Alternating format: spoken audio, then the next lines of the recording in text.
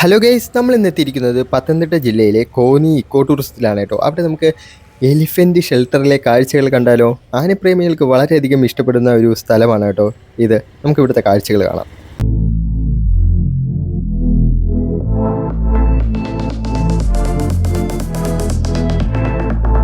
ബൈക്കൊക്കെ park ചെയ്ത് നേരെ നമ്മൾ ടിക്കറ്റ് കൗണ്ടറിലോട്ട് എത്തി. ഇവിടെ തിങ്കളാഴ്ച അവധിയാണ് കേട്ടോ. വർക്കിംഗ് ടൈം 9:30 മണി മുതൽ 7 മണി വരെയാണ്. ടിക്കറ്റ് നിരക്ക് വരുന്നത് നമുക്കൊക്കെ അഡൾട്ടിനാണെങ്കിൽ 50 രൂപയും കുട്ടികൾക്ക് 20 രൂപയാണ് കേട്ടോ. ഇനി ആനയൂട്ടൊക്കെ ഉണ്ട്, അതിന് 2000 രൂപയാണ് കേട്ടോ വരുന്നത്. തൽക്കാലം ആനയെ ഫീഡ് ചെയ്യാൻ വേണ്ടി നിൽക്കുന്നില്ല, പൈസ ഇല്ല ഗൈസ്. 110 രൂപയായി. 10 രൂപ പാർക്കിംഗ് ഫീയും, ബൈക്കിൻ്റെ പാർക്കിംഗ് ഫീ. കാറിനാണെങ്കിൽ 30 രൂപ കേട്ടോ. ഇനി ടിക്കറ്റ് രണ്ടുപേർക്കും കൂടെ 50 വെച്ച് ടോട്ടൽ 110 രൂപയായി. പത്തനംതിട്ട ജില്ലയിൽ നിന്നും ഏകദേശം 12 കിലോമീറ്റർ അകലെയുള്ള കോന്നിയിലൊരു പ്രധാന ആകർഷണ കേന്ദ്രങ്ങളിൽ ഒന്നാണ് കേട്ടോ ഈ കോന്നി ആനക്കൂട്. ഈ സ്ഥലം ആൾമോസ്റ്റ് ഒരു 9 ഏക്കറോളം ഉണ്ട് കേട്ടോ. നമ്മൾ അങ്ങനെ ആനകളുടെ അംഗൻവാടിയിൽ എത്തിയിരിക്കുകയാണ് കേട്ടോ. ആനക്കൂടിലെത്തി ഗൈസ്. ആ കൂട്ടിൻ്റെ അവിടെ തന്നെ കോന്നി ആനക്കൂടിനെ കുറിച്ചുള്ള ഡീറ്റെയിൽസ് ഒക്കെ അവിടെ കൊടുത്തിട്ടുണ്ട് കേട്ടോ. 1942 ഇത് സ്ഥാപിതമായത് കേട്ടോ. കമ്പ എന്ന തടിയാണ് യൂസ് ചെയ്തിരിക്കുന്നത് കേട്ടോ ഈ കൂടിന് വേണ്ടി. ഇത് നിർമ്മിച്ചിരിക്കുന്ന രീതിയൊക്കെ ഒരു പ്രത്യേക തരത്തിൽ ലോക്ക് ചെയ്തിട്ടൊക്കെയാണ് വെച്ചിട്ടുള്ളത്. മാത്രമല്ല ഈ തടി പെട്ടെന്ന് ആനകൾക്ക് കുത്തിപ്പറിച്ചിടാനോ പൊട്ടിക്കാനോ ഒന്നും പറ്റത്തില്ല കേട്ടോ. അത്രയ്ക്ക് ഭയങ്കര വിലയുള്ള ഒരു ഇതാണ്. ഒരേ സമയം 6 ആനകൾ വരെ ഇവിടെ എന്താ പറയുക ട്രെയിൻ ചെയ്യിപ്പിക്കാൻ പറ്റും കേട്ടോ. ഇപ്പോൾ ഇവിടെ കിടക്കുന്ന ഒരു കൊച്ചയ്യപ്പൻ എന്ന് പറഞ്ഞൊരു 2 വയസ്സുള്ള ഒരു കുട്ടിയാനാണ് കേട്ടോ. നല്ലൊരു രസമുണ്ട്. ഞാൻ പണ്ട് വികാലാൻഡിൽ പോയ സമയത്താണ് ഇതൊരു കുഞ്ഞാനയെ കണ്ടത്. അടുത്ത് അതിന് നമുക്ക് തൊടാനൊക്കെ പറ്റും കേട്ടോ. പിന്നെ കുറച്ച് ഡിസ്റ്റൻസ് ഉണ്ട്, തൊടാനൊന്നും പറ്റത്തില്ല. പാവം. ഇത് കഴിഞ്ഞ് നമ്മൾ വരുമ്പോൾ ഒരു വലിയൊരു ബോർഡിൽ കോന്നി റിസർവ്, കേരളത്തിലെ ആദ്യത്തെ റിസർവ് വനമാണ് കേട്ടോ ഇത്. അങ്ങനെ അതിനെക്കുറിച്ചുള്ള ഡീറ്റെയിൽസ് എല്ലാം കൊടുത്തിട്ടുണ്ട്. അതുപോലെ ഇവിടുത്തെ എന്താ പറയുക തേക്കും തോട്ടങ്ങളെക്കുറിച്ചും ഇങ്ങനെ കൂടുതൽ അറിവുകൾ നമുക്ക് ഇങ്ങനെ വായിച്ച് മനസ്സിലാക്കാൻ പറ്റും കേട്ടോ. പിന്നെ കോന്നിയിലെ ആനപ്പിടുത്തവും അവിടുത്തെ എന്താ പറയുക ഗജ പരിപാലനത്തിൻ്റെയും ചരിത്രമൊക്കെയാണ് കേട്ടോ. അതിൽ എനിക്ക് ഏറ്റവും ഇൻട്രസ്റ്റിംഗ് ആയിട്ട് തോന്നിയ ഒരു കാര്യം എന്ന് വെച്ച് കഴിഞ്ഞാൽ പണ്ട് 1810 പ്രസിദ്ധീകരിച്ചൊരു കാര്യമാണ്. അക്കാലത്ത് നമ്മുടെ വനത്തിൽ ഓരോ കുഴിക്കും, അതായത് ആന പിടിക്കാൻ വേണ്ടി ഓരോ കുഴികൾ കുഴിക്കുന്നതിനൊക്കെ സർക്കാർ സ്വകാര്യ വ്യക്തികൾക്ക് അനുമതി നൽകിയിരുന്നു കേട്ടോ. വാരിക്കുഴിയിൽ വീഴ്ത്തിയ വ്യക്തിക്കായിരുന്നു ആനയുടെ ഉടമസ്ഥാവകാശം വരുന്നത്. ഇങ്ങനെ വീഴ്ത്തിയ ആനകളെ 150 രൂപ വെച്ചാണ് സർക്കാർ വിൽക്കുകയും ചെയ്യണമായിരുന്നു കേട്ടോ. അത് നല്ലൊരു ഇൻട്രസ്റ്റിംഗ് ആയിട്ട് തോന്നി. ആനക്കൂട്ടിലെ കാഴ്ചകളൊക്കെ കണ്ട് കഴിഞ്ഞ് നമ്മൾ വരുമ്പോൾ തന്നെ തൊട്ടടുത്തായിട്ട് എലിഫൻറ്റ് മ്യൂസിയം ഉണ്ട് കേട്ടോ. ഇത് നമുക്ക് ആനകളെക്കുറിച്ച് കൂടുതൽ അറിയാനൊക്കെ സഹായിക്കും കേട്ടോ. പതുക്കെ നമുക്ക് ആ എലിഫൻറ്റ് മ്യൂസിയത്തിലോട്ട് കയറാം. നമ്മുടെ വരവേൽക്കാൻ വേണ്ടി തന്നെ ഒരു കുഞ്ഞൻ ആനപ്രതിമ തന്നെ ഫ്രണ്ടിൽ തന്നെ ഇരിക്കുന്നുണ്ട് കേട്ടോ. കൊള്ളാം. ചുമർ ചിത്രങ്ങളൊക്കെ നല്ല രസമുണ്ട് കാണാൻ തന്നെ. ഒരു പ്രത്യേക ഭംഗി കേട്ടോ. കുറേ ആനകളൊക്കെ വരച്ച് വെച്ചിട്ടുണ്ട്. എന്തൊക്കെയുണ്ട്, എനിക്ക് കൂടുതൽ കാവ്യബോധമായിട്ട് എനിക്കൊന്നും മനസ്സിലാവുന്നില്ല. അകത്തോട്ട് പ്രവേശിക്കുമ്പോൾ ഒരു ഗജവീരൻ തന്നെ അവിടെ ഇരിപ്പുണ്ട്. കൊള്ളാം കേട്ടോ. കുറേ എന്താ പറയുക നല്ല നല്ല ആനകളുടെ തന്നെ പിക്ചേഴ്സൊക്കെ അവിടെ കൊടുത്തിട്ടുണ്ട്. Save over elephant. കൊള്ളാം. ഒരു സൈഡിലായിട്ട് ആനകളുടെ സ്റ്റാമ്പുകൾ, കുറേ രാജ്യങ്ങൾ, തായ്ലാൻഡിലെ സ്റ്റാമ്പൊക്കെ ഉണ്ട് ആനകളെ വെച്ചിട്ടുള്ള. അതെ, പിന്നെ നല്ല നല്ല ഫോട്ടോസ്, അതുപോലെ എലിഫൻറ്റിനെ വെച്ചിട്ടുള്ള കോയിൻസിൻ്റെ കുറേ കൊടുത്തിട്ടുണ്ട്. ഇതൊക്കെ പല രാജ്യങ്ങളും നമ്മളിവിടെയൊക്കെ ഉണ്ടെന്ന് തോന്നണല്ലേ, എനിക്ക് വലിയ പിടുത്തമില്ല. പണ്ട് കാലത്ത് കാണുമായിരിക്കും. കമ്പാരിസണാണ് കേട്ടോ ആഫ്രിക്ക ആനയും ഏഷ്യ ആനയും തമ്മിൽ.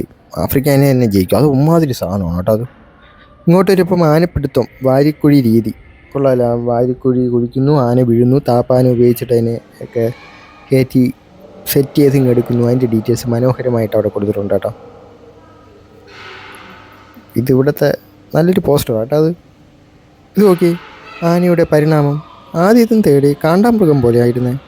ഇതിന് പരിണമിച്ചിട്ടാണ് ഇങ്ങനെ ആയത് കേട്ടോ. ഇതൊക്കെ എന്തൊരു അന്യൻ സിനിമയിൽ മറ്റേ അമ്പി അടിക്കാൻ വേണ്ടി എടുക്കുന്ന സാധനങ്ങൾ പോലെ ഇരിക്കുന്നു. ആനയെ തളയ്ക്കാൻ ഉപയോഗിക്കണതാണ് കേട്ടോ. എന്തൊക്കെ സാധനങ്ങൾ നോക്കി, മറ്റേ പലകയിൽ ആണിയൊക്കെ അടിച്ചു വെച്ചിരിക്കുന്നു. പക്ഷെ എൻ്റെ ദൈവമേ, ഇതൊക്കെയാണല്ലോ കാലിലും അതിൻ്റെയൊക്കെ കയറണത്. തോട്ടിയൊക്കെ ഞാൻ കണ്ടിട്ടുണ്ട്, പക്ഷേ ഇതൊക്കെ ഞാൻ ആദ്യമായിട്ടാണ് കേട്ടോ കാണുന്നത്. ഇവിടെ ഒരു ഒപ്പു ഗംഭീര ആനയുടെ അസ്ഥി കൂടും. ആനയുടെ കീഴ്ത്താടി തലയോട്ടിയൊക്കെ വെച്ചിട്ടുണ്ട്. കൊള്ളാം കേട്ടോ ഈ മ്യൂസിയത്തിലെ കാഴ്ചകൾ. ഇവിടെ ഒരു AV റൂമുണ്ട്. ഇത് നമുക്ക് കാടിനെ അടുത്തറിയാൻ പറ്റും, അതായത് കേട്ടറിയാൻ പറ്റും. അവിടുത്തെ കുറേ മൃഗങ്ങളെയൊക്കെ കാട്ടിലുള്ള ഓരോന്നിൻ്റെയൊക്കെ സൗണ്ടൊക്കെ നമുക്ക് അവിടെ അറിയാൻ പറ്റും കേട്ടോ. നല്ല രസമുണ്ട്. മയിലിൻ്റെ അങ്ങനെ തന്നെ പല സൗണ്ടുകളും. നമുക്ക് കാട്ടിൽ പോയി കഴിഞ്ഞാൽ ഓരോ സൗണ്ട് കേട്ട് നമുക്ക് പെട്ടെന്ന് തിരിച്ചറിയാം. നമ്മളിപ്പം ഇവിടുത്തെ കാഴ്ചകളൊക്കെ കണ്ടു കഴിഞ്ഞു. ഇനി ഒരു 3-4 ഗജവീരന്മാർ മുകളിൽ ഉണ്ട് കേട്ടോ. നമുക്ക് പതുക്കെ അവരെ പോയെന്ന് കാണാം. ഇവിടെയൊന്നും ആരെയും ഇട്ടിട്ടില്ല. എനിക്ക് തോന്നുന്നു ഏറ്റവും നല്ല മുകളിലാണെന്ന് തോന്നുന്നു ഇട്ടിട്ടുള്ള.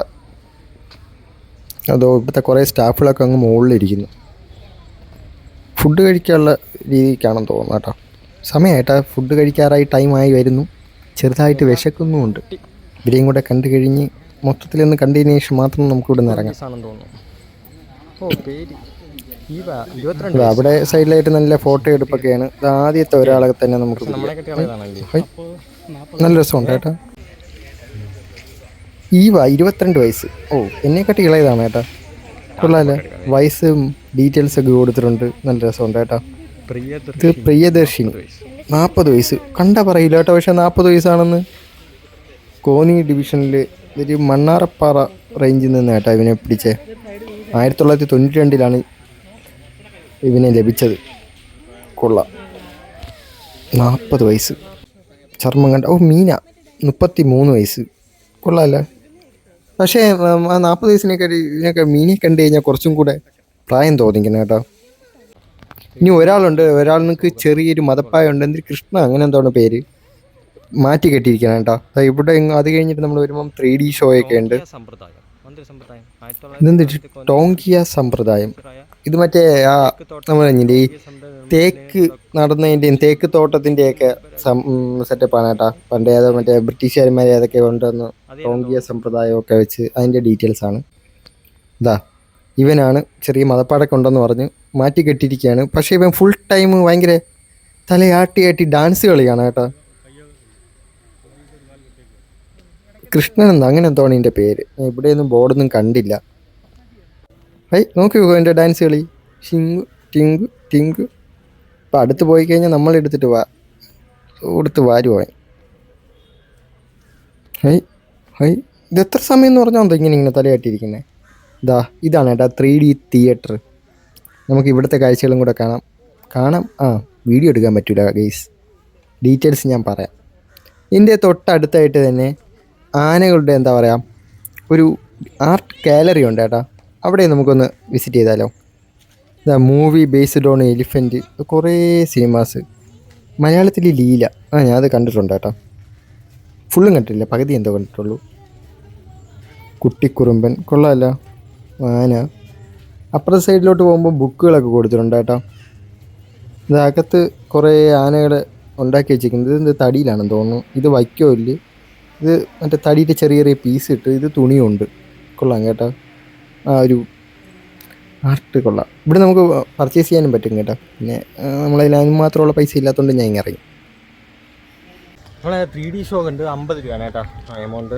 ആദ്യം ജസ്റ്റ് നമ്മുടെ പത്തനംതിട്ട കോന്നിയെക്കുറിച്ച് മടവി കുട്ടവഞ്ചി അതിൻ്റെ സർവീസും 500 രൂപ ഒരു കുട്ടയ്ക്ക്. പിന്നെ അരമണിക്കൂറാണെങ്കിൽ 500, അല്ലാതെ കൂടുതൽ സമയമാണെങ്കിൽ 900 രൂപയാണ് വരുന്നത്. അതിനെക്കുറിച്ച് കുറച്ച് പറഞ്ഞിട്ട് ബാക്കിയൊക്കെ ഈ കുട്ടികൾക്കുള്ള ഈ ഡിനോസറിൻ്റെയും അല്ലാതെ മറ്റേ കാട്ടിൽ അതൊരു വണ്ട് പറക്കണതും അതുപോലത്തെ ഒരു സെറ്റപ്പൊക്കെയാണ് കേട്ടോ ഈ 3D ഷോയിൽ വരുന്നത്. അപ്പം പിള്ളേരൊക്കെ ആണെങ്കിൽ മാത്രം ഒക്കെ അറിയാം മതി, അല്ലെങ്കിൽ അല്ലാതെ നമ്മൾ കയറി കഴിഞ്ഞാൽ ഒരു കാര്യമില്ല. അത് കഴിഞ്ഞതിന് ശേഷം പിന്നീട് നല്ല ഉറക്കം വന്നു. ഓക്കെ, അപ്പോൾ ഇനിയിപ്പം ഇവിടെ ആൾമോസ്റ്റ് എല്ലാം കഴിഞ്ഞു കേട്ടോ. ഇനി ഈ അശോകവനത്തിൽ കുറച്ച് നേരം ഒന്ന് ഇരിക്കുക, എന്നിട്ട് ഫുഡ് കഴിക്കുക, നെക്സ്റ്റ് സ്പോട്ടിലോട്ട് പോവാം. അശോകവനത്തിൽ കുറച്ച് നേരം ഇരുന്നപ്പോൾ ഒരു പ്രത്യേക ഒരു ഫീൽ കേട്ടോ. കൊള്ളാം. അശോക മരങ്ങൾക്കിടയിലിരിക്കുമ്പം സീതയെ അശോകവനത്തിലല്ലേ കൊണ്ടിരുത്തിയത്. അത് അവിടെ കുട്ടികൾക്കുള്ള പാർക്കൊക്കെ ഉണ്ട് കേട്ടോ. നമ്മളപ്പോൾ ഇവിടുത്തെ കാഴ്ചകളൊക്കെ എല്ലാം കണ്ടു കഴിഞ്ഞു. പോകുന്ന വഴി തന്നെ വീണ്ടും ഒരിക്കൽ കൂടി ആനക്കൂടിലെ ആ കുട്ടിയേനെയും കൂടെ കണ്ടിട്ട് ഇവിടെ ടാറ്റ പറഞ്ഞ് നമുക്ക് അടുത്ത സ്ഥലത്തോട്ട് പോവാം. പോകുന്നതിന് മുമ്പ് ആദ്യം ആഹാരം കഴിക്കട്ടെ, വിശക്കണ്. ബൈ കൊച്ചയ്യപ്പ. ആനകളെ എന്താ പറയുക, ആനപ്രേമികൾക്കും ആനകളെക്കുറിച്ച് കൂടുതൽ അറിയാൻ ആഗ്രഹിക്കുന്നവർക്കൊക്കെ വരാൻ പറ്റിയൊരു സ്ഥലം തന്നെയാണ് കേട്ടോ. നമുക്ക് കുറേ അറിവുകൾ ഇവിടുന്ന് ആനകളെക്കുറിച്ച് അറിയാൻ പറ്റും. അതുപോലെ ആനയുടെ അംഗൻവാടി നമുക്ക് കാണാൻ പറ്റും ഈ ആനക്കൂട്. ടിക്കറ്റ് കൗണ്ടറിന് അടുത്തായിട്ട് തന്നെ വന വിഭവങ്ങളെന്ന് പറഞ്ഞിട്ടൊരു ഷോപ്പും കൂടെ ഉണ്ട്. അവിടെ നിന്ന് നിങ്ങൾക്ക് തേന് അതുപോലത്തെ കുറേ സാധനങ്ങളൊക്കെ നിങ്ങൾക്ക് നോക്കിയിട്ട് ഇഷ്ടപ്പെടുകയാണെങ്കിൽ വാങ്ങിക്കാം കേട്ടോ. തേനൊക്കെ 250 രൂപ തൊട്ടൊക്കെ സ്റ്റാർട്ട് ചെയ്യുന്നുണ്ട്. അപ്പം ബായ്.